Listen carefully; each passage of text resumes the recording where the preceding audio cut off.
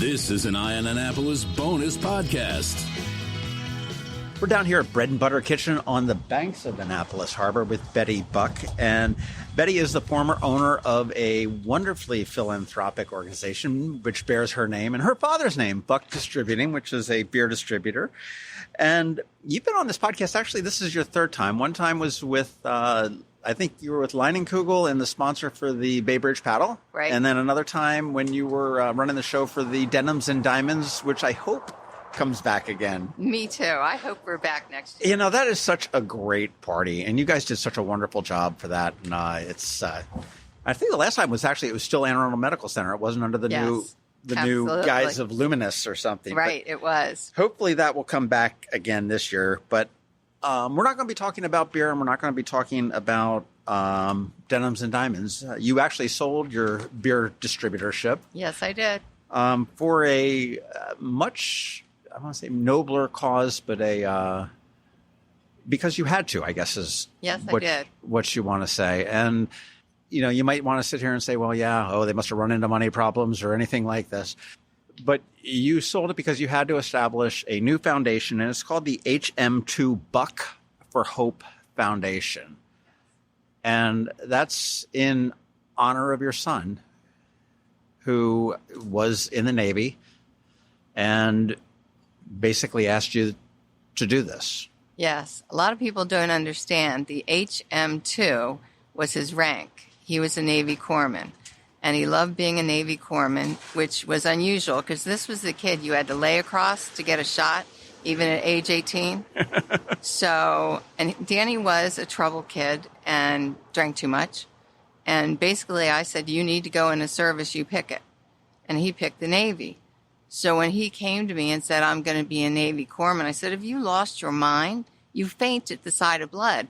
He said, but Mom, this is other people's blood. Okay. He loved it. He absolutely loved it. When he had to go with the Marines or anyone else, the Navy SEALs, he loved being Doc. He knew more about medicine than I ever could have imagined my son would learn about medicine. And as his mother sits across from me with two crutches, we brought yes.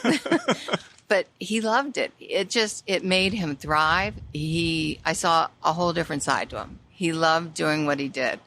And he was going to make a career out of it. That was going to be his life. And he did it for more than 11 years. And I didn't see him ever doing anything else. And unfortunately, his life took a drastic turn. And I didn't know it until one day he called me, and I was in having a physical. And he said, Mom, I have to FaceTime you. And I said, Danny, can I call you right back? And he said, you have to promise. I said, Danny, I will. And he said, no, it's D-Day. And I said, are you getting deployed? He said, FaceTime me. I said, Danny, 10 more minutes, I'll call you. And that FaceTime changed my whole world. It was a 5-hour-long FaceTime. What happened? He went on to explain that almost a year ago, I had gone with a friend to take a cruise out of Japan because at the time he was stationed there. And we were going to take the cruise, see him and his family, and then go from Tokyo up to some of their islands and then to Alaska. I'd made an excuse to go on a cruise. I could see my son and his family. And about a week before the cruise, I get this call, and he says, Mom, I can't explain why, but I'm being shipped back to Camp Pendleton. And I said, Danny, are you okay? Are you in trouble? He goes, no, but I'm not going to be here when you get here. Well, it was too late to cancel the cruise, so we went on, but he never told me what happened, just that he was going back to an original duty station. Okay, so that morning he said, now I can finally tell you. I said, well, first of all, what is D-Day? Are you being deployed? He said, no, it's Death Day. Danny, what are you talking about? He said, I've lost all of my dignity and humanity, and there's no way to ever get it back. I said, how can you not get your dignity and humanity back? What could have caused that? And he said, well, Mom, what caused it was I was raped by 3 fellow seamen on that boat in Japan, and the aggressors have as much rights as the person that is assaulted in the Navy. And my only options were I could stay on the boat where I was assaulted, and it could happen again, or I could come back to my original duty station. And so I picked my original duty station. I said, well, Danny, what's happened since? Absolutely nothing. I'm not allowed to tell my friends. I can have 1 psychiatric visit off the base, but I can't talk to anybody. He said, that's why I haven't told you. I'm not allowed to tell people. And all I could think of was, and I have to say, the day that he called me was 2 days after Denim and Diamonds. So here we are here working towards mental health and everything that goes along with it. And this was the Monday after Denim and Diamonds. So everything that's going through my mind is my son is telling me exactly what we were working to fix here in Annapolis. And he had no one to talk to. He had no psychiatrist. He had no friends. And it was like, how can this in today's day and age be that you're supposed to deal with being raped by 3 fellow seamen alone, and you're just left, and you're the victim? And so I thought, okay, I'm texting his sisters and getting them on the FaceTime because I can tell I'm not getting anywhere. So I get down to Buck, and the 3 of us are on. My youngest daughter, Erin, who's still at Buck, by the way, running it, we get on her phone call, and I'm on my phone. I give it to my other daughter, Kelly, who then is texting some of his friends to get over there, to get the San Diego police over there, telling them what's going on. So we've got that phone on voice so we can hear them trying to bargain with Danny to open the door, but we're still FaceTiming him. And we've said, your friends are here. They're here. You need to open the door and talk to them. No, I'm in trouble. And we're trying to explain to him, you're not in trouble. You're a doc. Docs take sick day. Finally, after 5 hours, we believed he was going to open the door. And he said, okay, I'm going to hang up and I'll open the door. The minute he said hang up, I started screaming for them to kick the door in because I knew he wouldn't. And we heard the bullet on the phone that was live as he shot himself. And everybody hung up their phone, and I called the San Diego Police Department, and I said, I need to talk to the woman in charge that's on the scene. And nobody could believe I had to do this, but I had to. The whole 5 hours, Danny kept saying, he gave me all of his wishes, where he wanted to be buried. He wanted to be near his daughter. He said, Mom, I want an open casket. It's important to me. He said, I'm going to shoot myself in the heart. I'm a doctor. I know what to do. And he said, you are a force of nature. When you believe in something, you get it done. You have to stop this. They cannot continue to do this to us. People have to realize that we're human beings. We have needs. We need people in our corner. The rapes, the assaults. He said, I had 2 other young medics in my squad take their lives this month. It's going on everywhere. Suicide is so prevalent and nobody's stopping it. It has to stop, Mom. And you have to do it. He said, you know how to work with politics. You have to do something. And that's why I started this, because every time I walked into Buck after that, I heard that gunshot. And I've been seeing a psychiatrist, but every time I walked in that building, I heard that gun go off, and I couldn't keep doing it. I just couldn't. Oh, my word. So the Navy offered him no help other than go away? Well, when I went out there for his service, that night, his commanding officer with another chaplain, they're very big on chaplains, came, and there were several people there. And I said, if you all had have given Danny support and help, we might not be sitting here. He grabbed me, and of course my children followed, and he said, you can't do that. Nobody here knows what Danny went through, and you can't do that. You cannot tell everybody what happened. And I said, you are talking to the wrong woman. If you think you're going to stifle me from telling them, you might have shut my son up, but you're not shutting me up. I said, so if you're letting me on Camp Pendleton tomorrow, understand anyone that asks me what happened to my son will hear the story, and they'll hear what Danny told me on those 5 hours. Not your abridged version, not what somebody else tells me, but what my son said. Yeah. I remember another conversation that we had at one point as far as, you being a woman in the beer, in the man's beer world. So I do agree with Danny in that, you are a force. Wasn't taking anything. It's inconceivable that they did not offer any help other than let's just remove the problem from the issue. I think part of it is because these young people are so victimized, they're afraid to talk to a lot of psychiatrists, especially if someone's on base, because the victims are made to feel like it's their fault. Whether it's Danny, whether it's this young woman that was down at Fort Hood, it doesn't matter where they are. Since I've been doing this, I have had so many people contact me. A young woman here in Maryland was married to an Air Force pilot. His commanding officer at a Christmas party actually raped her.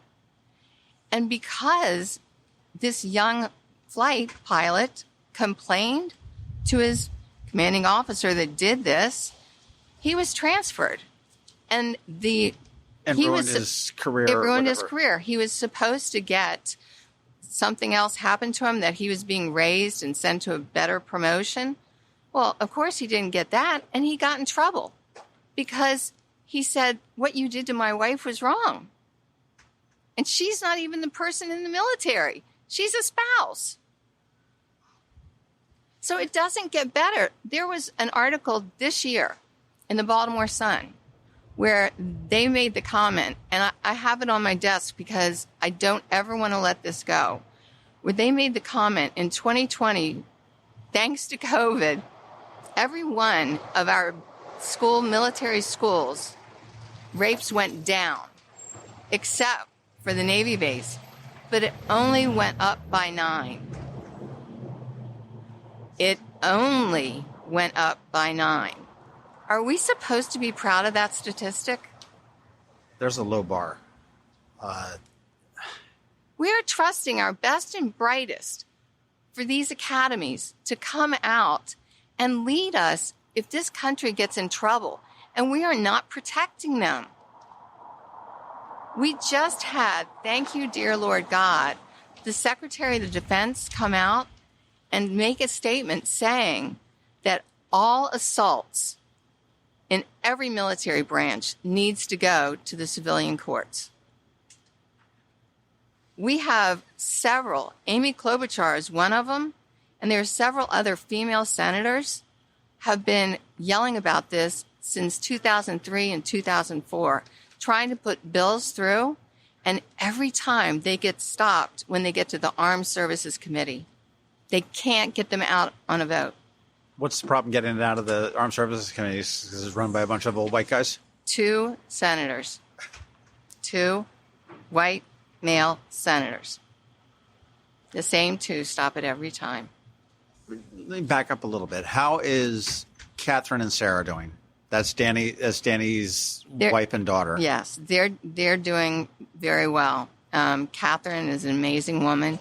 She's got her PhD from Johns Hopkins, and she's an amazing mother. They have been so traumatized by this whole thing, but she's an amazing young woman who's building a wonderful life for her and Catherine. And Catherine is absolutely one of the most adorable little ones. Of course, I'm prejudiced. There's no bias there yes, at all. Yes, there is, but I have other amazing grandchildren, but she's just adorable. She really is. I mean, this is prevalent across all branches. Yes. It's not just active duty, if you will, because it's happening at the academies. It's happening at Air Force and Navy and at West Point. What do you have to do to honor that promise. I mean, we've started this foundation, and it's all about awareness. Yes. Coupled with pressure. Yes. It has to be education, because you'd be amazed how many people in the public don't understand there's a problem. When you start talking to people in the public, so many of them look at you like you've just hit them with a 2x4. They really don't understand. People right here in Annapolis, because the Capitol never covers it. The Capitol never says anything about what's going on over here at the Naval Academy. I mean, and then look at the Baltimore Sun. They brag about only having 9 more rapes. You have to laugh. And it's trying to get, if you can get the people in Washington, even the people here in the State House of Annapolis, to understand the true problem. There are so many bases right here in the state of Maryland. I mean, I grew up in the shadow of, they call it now, Joint Base Andrews. When I grew up, it was Andrews Air Force Base. I mean, the flight plan was right above my house. So I understand. I grew up right here. Most of the kids that went to Douglas High School were either tobacco farmers or they were from Andrews. So I understand it. I've lived it all my life. There's so many bases right here in the state of Maryland. If we can get one state straight, maybe it'll catch on. I'm praying this Secretary of Defense right now, I believe he understands there's a problem. If you have him understanding it, and you can get these people under him, the generals, to truly, they've had laws on their books about actually keeping records, about keeping a census of how many rapes happens on the base. They've never done it. Ever since they were written, they've never done it. I mean, you hear all the time about the different, you hear it in police and you hear it in military with just spousal abuse. Mm-hmm. It's rampant. And I mean, I do get, not that it's an excuse, but I do get that the military has an entirely different level of stress as opposed to you as a business owner or whatever, anybody else. Not an excuse whatsoever. And I mean, that's been known for years. And I mean, this is almost an offshoot of that. I mean, it goes hand in hand with that. And you would think that this is, maybe we don't want to do anything about it, but we do have to recognize that the problem is there. You have to first admit with everything, whether it's alcohol, drugs, abuse, you have to admit there's a problem before you can start anywhere. Mm-hmm. And even before you admit the problem, you have to recognize there's a problem. And as long as people say, oh, it's not really a big problem. Yes, it is. I mean, when you find young bodies down at Fort Hood cut up in a swamp, and then you find out that there is 30 other young people that have disappeared, and their box at the end of their trunk at the end of their bed is still there, and they haven't been recognized as AOL or missing. It appears on the records and the rolls that they're still showing up for work. There's a problem. And there's a problem. And something needs to be done about it. And every now and then you'll read a little blurb in a military thing saying, this one's been arrested or that one's been arrested, or commanding officers having his barracks, ransacked or gone through. But it needs to be in the national news. There's a lot of news going on right now. And maybe as a military mom and what they call a Gold Star mother, which is a group I never wanted to join, this is more important to me right now. As it should be. And I think that's why Danny asked me this, because he knows I'm not going to let it go.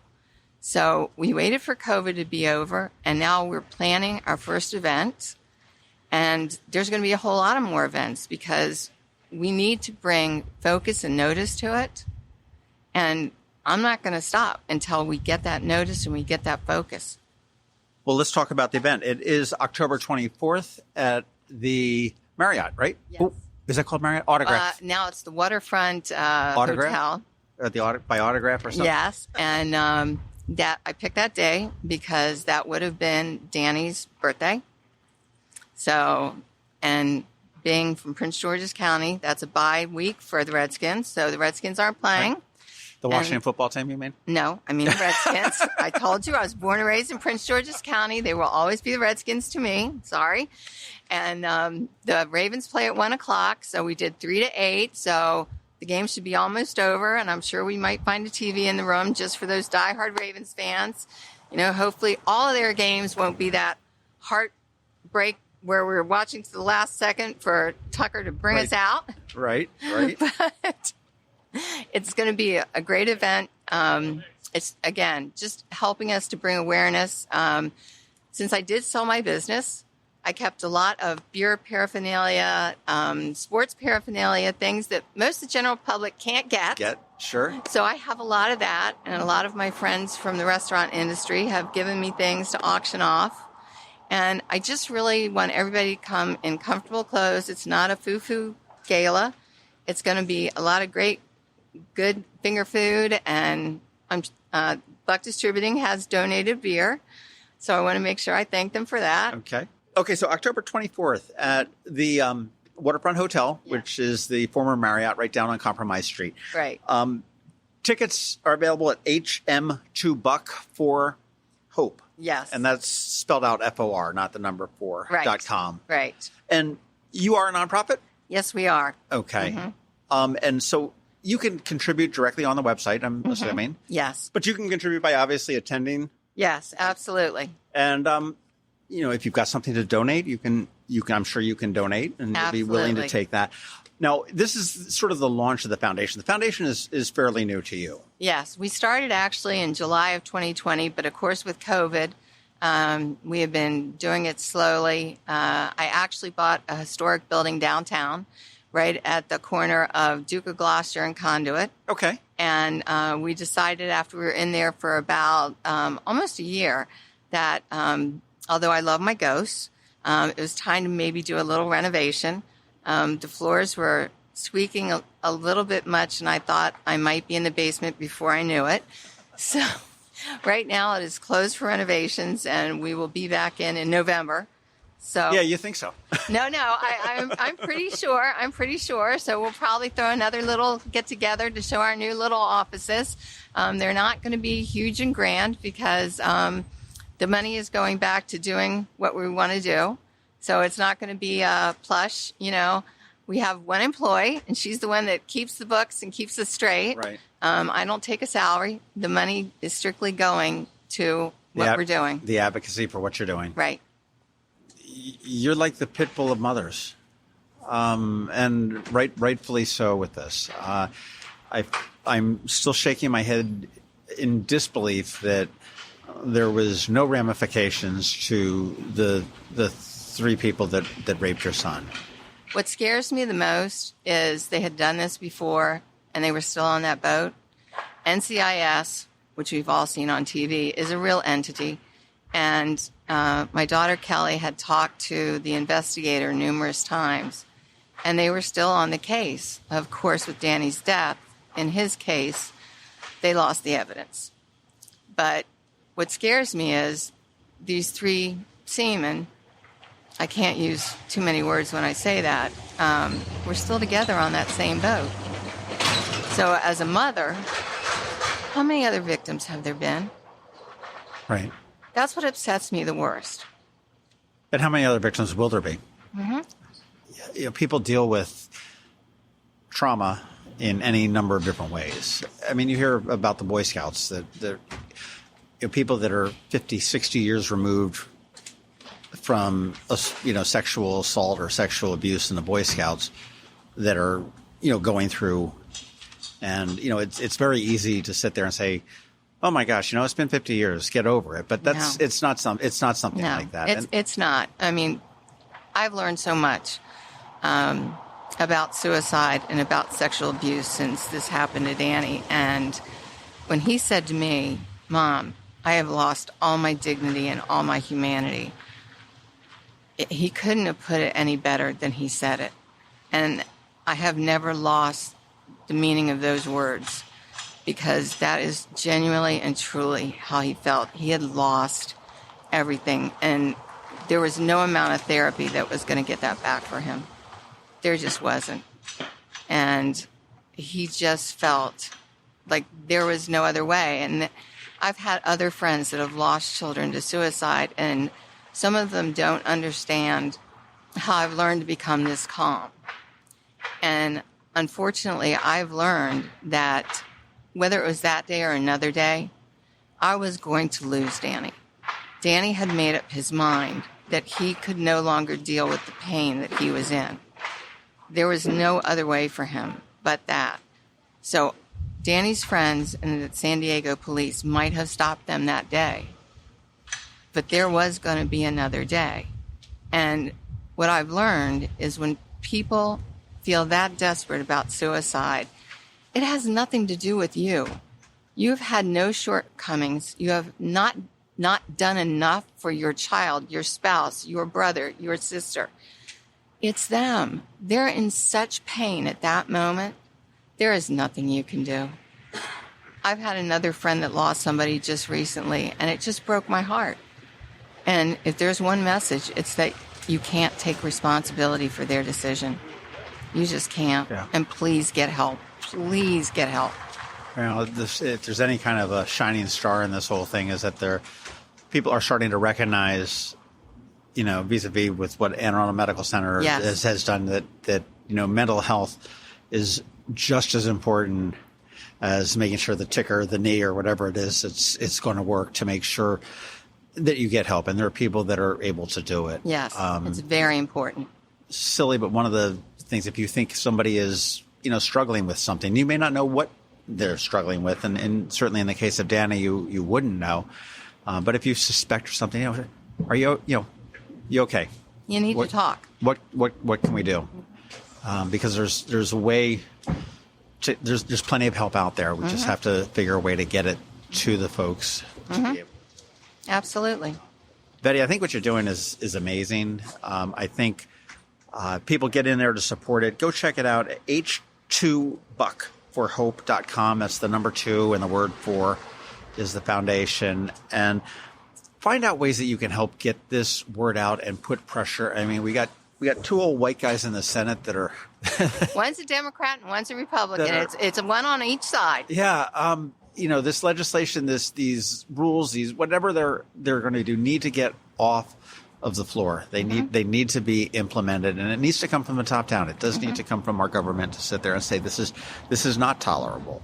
We've got people that are dying unnecessarily because of this. This is not physical war battle. No. This is not an IED. This is not gunfire. This is not a sniper. This is something wholly preventable. And had somebody, pardon the language, but had the balls to do something about it, we'd probably be talking beer. Right. And that's just heartbreaking. That's heartbreaking. October 24th, if you're not doing anything, put that on your calendar. Or just show up. We'd love to see you at the door. We can crash? Yes. Awesome. Betty Buck, thank you very much. Thank you. This has been a bonus podcast from Eye on Annapolis. Please visit us at eyeonannapolis.net. Follow us on Facebook at All Annapolis and on Twitter at Eye on Annapolis. And if you haven't subscribed to the Daily News Brief podcast, go for it. And all of your local news will be delivered to your phone, tablet, or smart device by 6 a.m. every Monday through Friday.